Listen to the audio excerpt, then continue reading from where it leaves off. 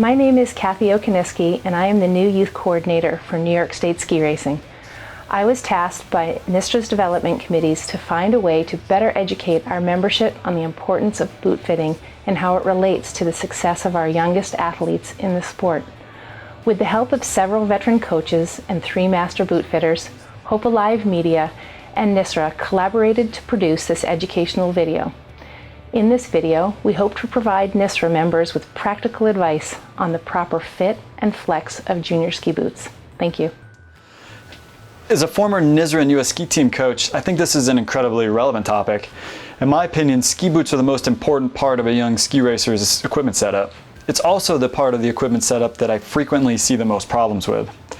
And I do believe that improperly fit ski boots pose what I would see to be one of the biggest barriers to a child's overall athletic development. I've been lucky enough to have the opportunity to work with athletes of all ages and abilities, from J5s to the US ski team, and I'm convinced that a young athlete's boot setup has a significant effect on their ability to capitalize on the important early years of their athletic development. A boot is absolutely the most important part of the setup. That's what connects you to your skis. And when you ever see a good skier, you go like, one of the first things you notice is rhythm and timing and balance. Because they move effortlessly, they move fluidly, and they connect everything as if one never began and one never ended. So to me, that's what looking at balance in skiing is kind of all about. And that all happens from the boots and the ankles. My philosophy is find the correct boot, fit is first, height, stance, that's correct. Then we can always adjust the flex of the boot after. You definitely cannot ski really well if your boots are not working correctly. There's a lot of factors that go into this. You have to be very familiar on overall fit and choosing the correct boot so it flexes well and so that the kids can have good ankle flexion to have a good athletic stance on their skis. The most important message here is that we consider the boot fitting or the proper boot fit is the single most important thing in ski racing, okay? The boot has to fit right, the kid has to be able to flex it, and I would say that probably 50% of the kids in ski racing are skiing in boots, they're either too big or too stiff.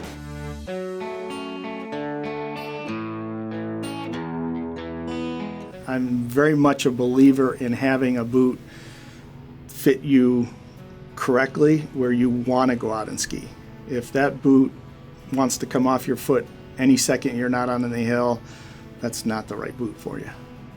I mean, one of the main reasons why kids come inside is because the boots are too cold, their feet get too cold, okay? So for the most part, a boot is fitted right. It's gonna allow them and enable them to keep the feet warmer, and consequently they are gonna have a longer day of training, okay? So first thing I do is I size them the length of the foot and the height of the instep and see if the boot that they brought is the appropriate size. What we do is we shell size. This is Adam, and Adam's 8 years old. I've measured Adam's foot.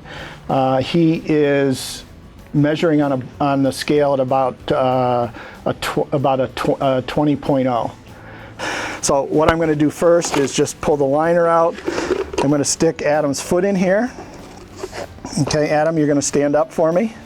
You're going to put your toe just to the front. Okay, bring your knee forward. And I've got probably 2.5 fingers behind his heel right now, almost 3. Okay, take this one out, and let's put this one back in.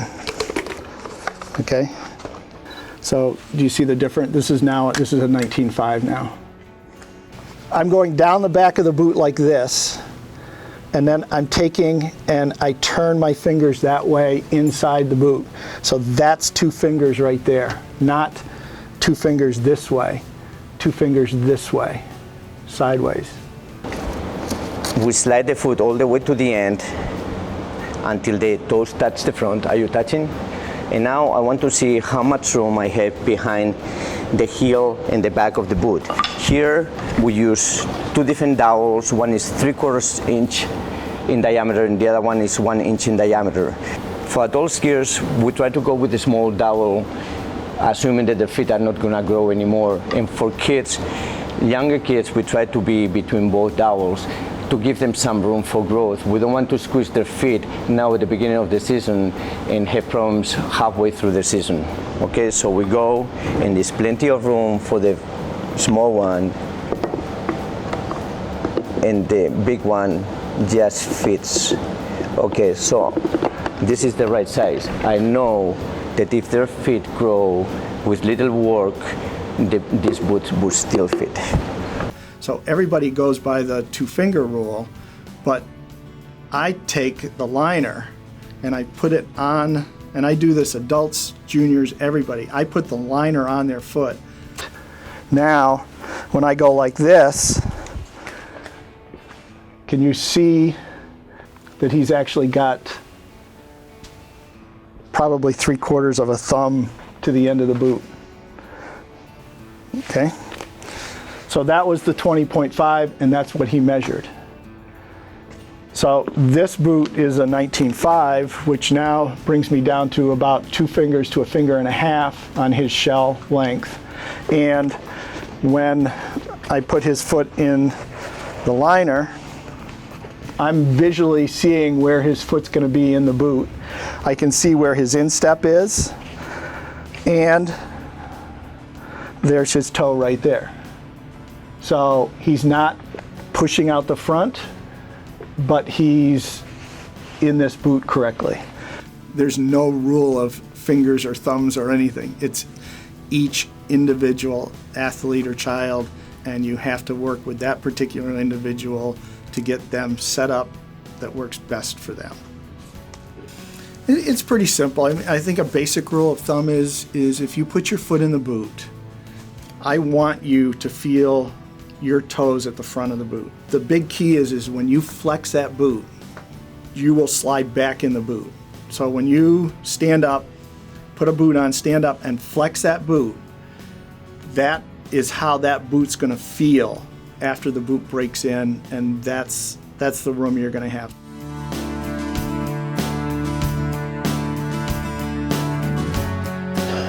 I don't think at the young age, if we're talking between kids of 7 and 11, right? I don't think they can be in too soft of a boot. What you'll see when a boot is too stiff, you will not be able to do the most basic drills out there on the hill. We are animals of balance. We like to be in balance all the time. And many times, we cannot find that balance in the boots because we cannot flex the boots. To stay in balance, we have to keep our body in a position where we're able to move freely forward, backwards, sideways, up and down, whatever, right? Our ranges of motion skiing. And if a boot is too stiff or not fitting properly, it affects any of those ranges and all those ranges of motion. Good ankle flexion is the name of the game. So if you want to be the first one to the finish line, you should be able to do this.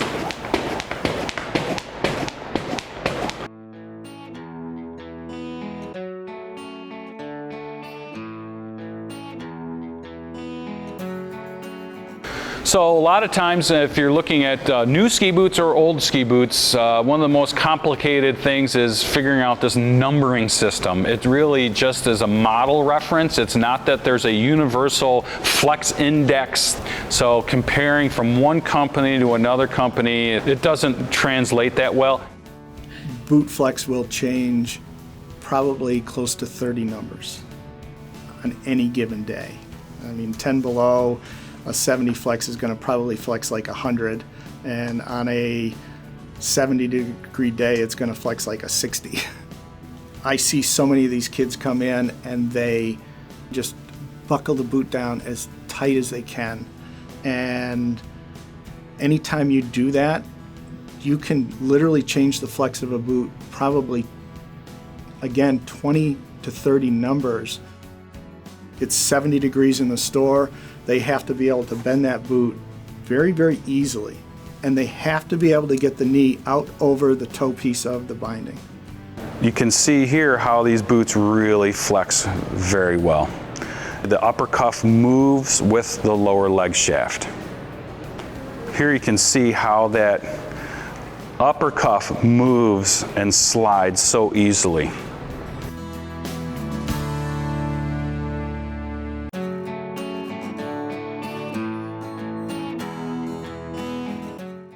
And especially for the younger kids, they have to be able to flex those boots very easily in order to get into the positions that we're going to ask them to get into.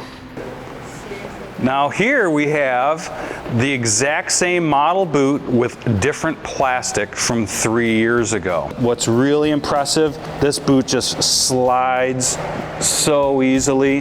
This is hard. It doesn't want to bounce back.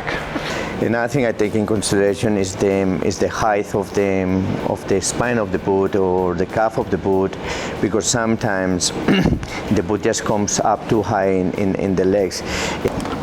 Flex, absolutely nothing. And let's undo this one. And flex, very little too. I think that this boot is too stiff too. Now let's go to this one.